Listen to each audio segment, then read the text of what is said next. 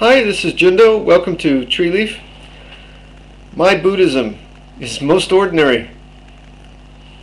I don't ask much, but I have everything.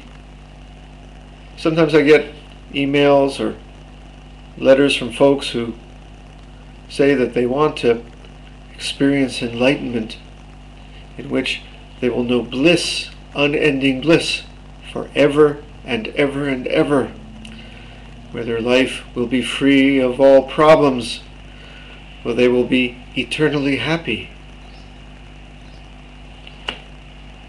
Sorry, that's not the Buddhism I know. My Buddhism is about living in this life, being at home, at one beyond one with this life, which is sometimes happy, sometimes sad, sometimes rainy, sometimes sunny. But there's a funny thing.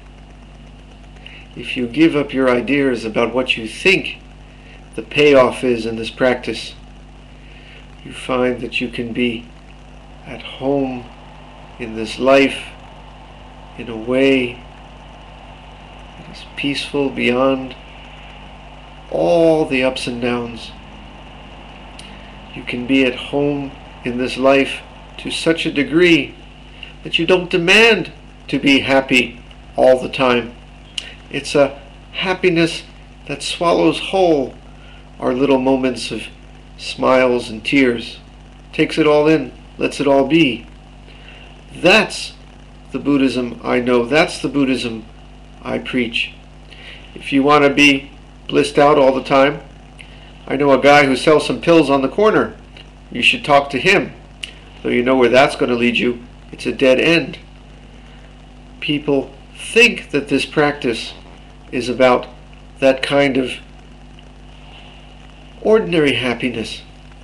They do not truly understand what it means to be at home in this life, in ourself, in this world, to such a degree that those are not even separate things. And we do not demand, we do not need, we do not resist the fact that it's not always the way we want. We don't need it to be always the way we want, because we want it to be the way it is.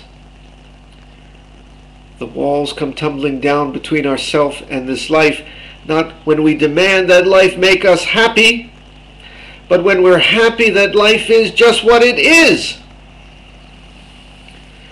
We no longer expect some cheap joy and thrill and pleasure from this life. We're just overjoyed and pleased that it's this complicated life, and we go with it, go with the flow. We are the flow. We take the whole roller coaster ride, up, down. We are just the roller coaster. This is the Buddhism I know. I think over the centuries, Buddhism became rather perverted in some people's eyes. They could not see the treasure of the most ordinary thing. A leaf off one of those trees back there, I offer it to you as a miracle. Just being alive in this moment is a treasure. But that's not enough. They need to describe golden Buddhas in lands that are filled with cotton candy skies and the rivers run with chocolate syrup. They need practice that will, they think, give them magic powers, let them leap over time and space, transcending birth and death, walking through walls. Well, Master Dogen had a couple of interesting essays on that, in which he said, that's exactly what this practice will give you, but not in the way you demand, not in the way you expect. We can know that taste beyond life and death right in this most humbling, ordinary world of life and death. We can walk through walls, because when you are truly at home where you stand, all the walls come tumbling down, and yourself, when the resistance is gone to this life, when you are just allowing it to be, You are at one with this world, life, self, to its end, to the farthest star and beyond. So you see, it's how you interpret this. If you're looking for Buddha, if you're looking for the Buddhist heaven over some hill, Zen master after Zen master through the centuries, I'm now reading the Platform Sutra. The Pure Land is just here amid delusion. Delusion is not delusion when you can see it for what it truly is, and it becomes freedom. If you want a practice that will make you an enlightened being, understanding all there is to know as only a God himself can know, I'll say that's not what you get from this practice. But if you want to understand life through and through to its heart, this practice will give you that.